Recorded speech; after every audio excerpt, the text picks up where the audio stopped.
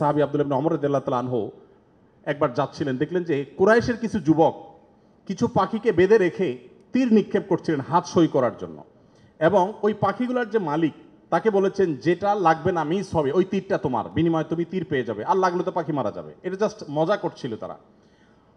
দেখেন আল্লাহ নবী সাল্লাল্লাহু আলাইহি ওয়াসাল্লামের সাহাবী আব্দুল্লাহ ইবনে ওমর যখন এসেছেন, জাস্ট তাকে দেখেছে, দেখার সাথে সাথে দৌড়ে পালিয়ে গেছে তারা, ওই যুবকরা।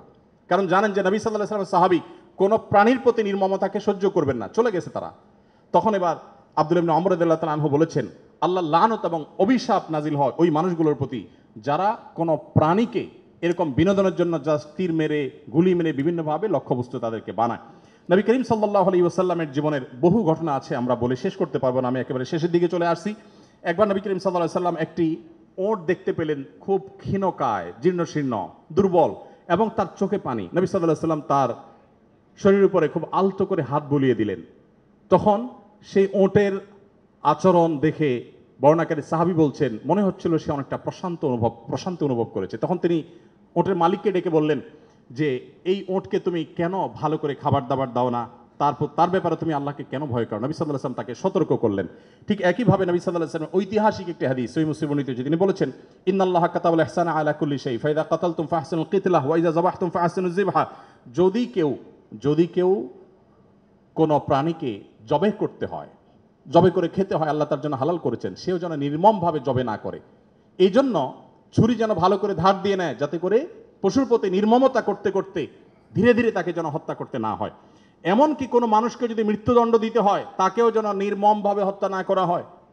প্রয়োজনে তাকে যদি মৃত্যুদণ্ড দিতে হয়, এমনকি রণাঙ্গনে যদি শত্রুপক্ষ হয়, নির্মমভাবে তার অঙ্গ প্রত্যঙ্গ কেটে টুকরা টুকরা করবেন, এই নির্মমতা করার অনুমতি ইসলাম আপনাকে দেয়নি। আপনাকে মানুষ হতে বলেছে ইসলাম। নবী সাল্লাল্লাহু আলাইহি ওয়াসাল্লাম এক ব্যক্তিকে দেখলেন যে তিনি তার কোন একটা পশু জবাই করার জন্য শুইয়ে তারপরে সেই পশু ছুরি ধার দিচ্ছেন। একদিক থেকে শুয়েছেন, হয়তো পাও দিয়ে ফাড়া দিয়ে ধরে রেখেছেন, আর অপর দিক থেকে হাত দিয়ে তিনি ছুরি ধার দিচ্ছিলেন। নবী সাল্লাল্লাহু আলাইহি ওয়াসাল্লাম বলেছেন যে আতুরিদু আন তুমিতাহা মাউতা, তুমি কি চাও এই প্রাণীটাকে কয়েকবার হত্যা করতে? কেন তুমি আগে ছুরি ধার দিয়ে আনো নাই? নবী করিম সাল্লাল্লাহু আলাইহি ওয়াসাল্লাম একটি গাধার পাশ দিয়ে যাচ্ছিলেন, দেখতে পেলেন যে গাধাটার উপরে কেউ ছেঁক দিয়েছে, কোনো লোহাটো হাতে দাগ দিয়ে ছেঁক দিয়েছে, ক্ষত বিক্ষত হয়েছে।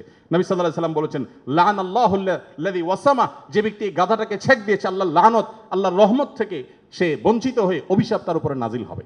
নবী করিম সাল্লাল্লাহু আলাইহি ওয়াসাল্লাম এক ব্যক্তিকে দেখলেন যে তিনি বলছেন, হে আল্লাহর রাসূল, আমি যখন ছাগল জবে করি তখন আমি যাতে অপ্রয়োজনে কষ্ট দিতে না হয়, নির্মমতা করতে না হয়, সেদিকটা খেয়াল করে। নবী সাল্লাল্লাহু আলাইহি ওয়াসাল্লাম বলেছেন, রাহিমাকুল্লাহ, তুমি যদি ছাগলের প্রতি দয়া পরবশ হও, আল্লাহ তাআলা তোমার প্রতি দয়া পরবশ হবেন। ভাইরা আমার, এমনকি তৃণলতা গাছপালা এগুলো প্রয়োজন ছাড়া যদি কেউ কাটে, নবী সাল্লাল্লাহু আলাইহি ওয়াসাল্লাম বলেছেন ওই ব্যক্তির মাথায় আল্লাহ তাআলা জাহান্নামের আগুন নিক্ষেপ করেন। প্রয়োজন ছাড়া যদি বৃক্ষ নিধন করে কেউ, আমি যদি সারাদিন সারারাত বলি, হয়তো নবী সাল্লাল্লাহু আলাইহি ওয়াসাল্লাম দুর্বলদের অধিকার আদায়ের জন্য কি করেছেন, শুধু কথা বলেননি, কি করেছেন সেগুলো বলে হয়তো শেষ করা যাবে না। আমাদের সময় অনেক আগেই শেষ হয়ে গেছে। আমি শুধুমাত্র শেষের দিকে আসছি এবং বলতে চাই, আজকে যে জায়গায় আমি দাঁড়িয়ে কথা বলছি, এই বিশ্ববিদ্যালয় সহ বহু বিশ্ববিদ্যালয়, বিশেষ করে পাবলিক বিশ্ববিদ্যালয়গুলো, যেগুলো মেধাবীদের, দেশের সবচেয়ে বড় বড় ভালো মেধাবীদের সবচেয়ে বড় বিচরণ ক্ষেত্র, এই জায়গা থেকে আমাদের আনন্দের অনেক ইতিহাস যেমন রচিত হয়েছে, দুই একটি দুঃখের এবং বেদনার ঘটনাও এখানে ঘটত। তার মধ্যে থেকে একটি হলো র্যাগিংয়ের ঘটনা।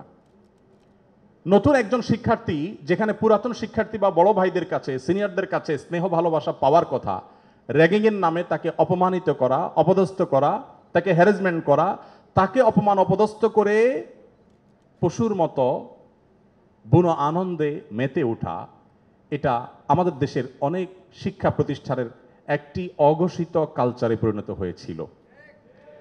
আমরা আশা করব এই পশুত্ব, এই নির্মমতা, এটা আমাদের দেশে আর কোনো শিক্ষা প্রতিষ্ঠানে কোনোদিন ফিরে আসবে না।